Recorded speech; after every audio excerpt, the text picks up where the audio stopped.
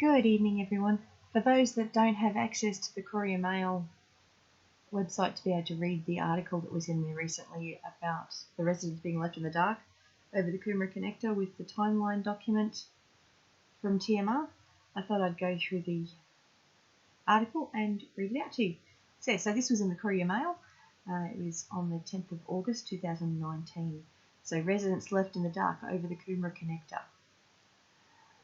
State government documents about the second M1 motorway show residents along the route were to be kept in the dark until the proposal was set in concrete.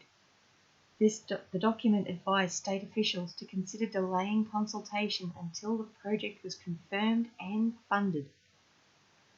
There is a risk undertaking community consultation at this stage of the planning process, the document said. There is insufficient certainty that the preferred option in the Coomera Connector corridor that is being presented for consultation will progress through to being a project. Be cautious in how information is presented to the public.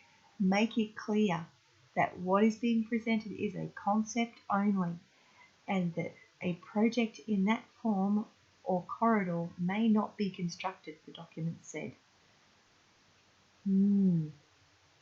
So this is actually a screenshot of the document. I'll have a link to the document down below. It's on our website. See the Department of Transport document which tells officials to delay consultation and says that there is a risk undertaking consultation at this stage. See concerns about political decline and property value. These are the high risks.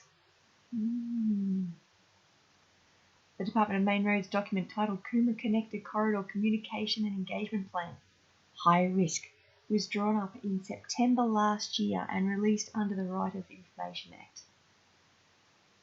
Community groups still claim they haven't been consulted, although plans for the third and final northern stretch of the corridor through Eagleby in Logan South were published in the Government Gazette in March this year. State MP for McAllister, Melissa McMahon, said yesterday's consultation would start soon. It was always scheduled for the end of this year, she said. The state government will still undertaking planning and studies along the entire route.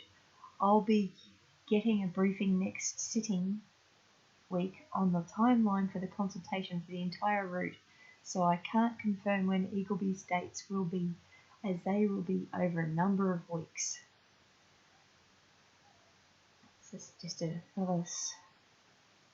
another picture from the document. Eagleby resident Marilyn Goodwin said it came as a surprise when the route was gazetted in March, just 2 days after a meeting with the state government. We were certainly not told that it would be in the Queensland Government Gazette 2 days later, on March the 15th, and that it had been signed off at the end of January, she said.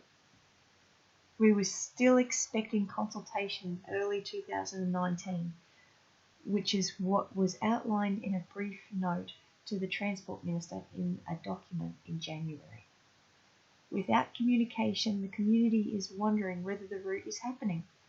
Ms. Goodwin said that residents at Palm Lake Resort Eagleby wanted information to ease fears that the motorway would create flooding hazards.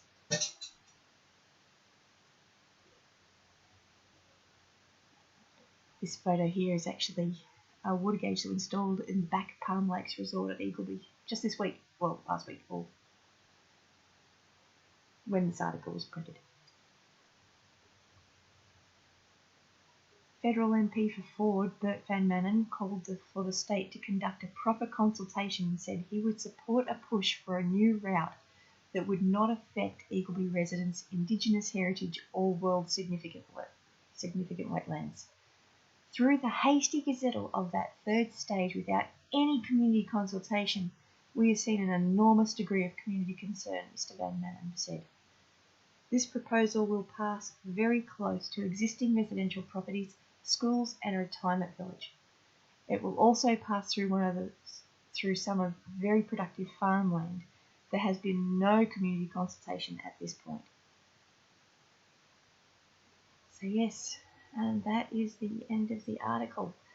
Now I'm going to leave a link in the description to our website so that you can actually have a look at the full document just to see what it actually says, instead of just these little screenshots that have been put in the newspaper. And if you can, go to the Courier Mail's website and actually have a look at this article, that would be great.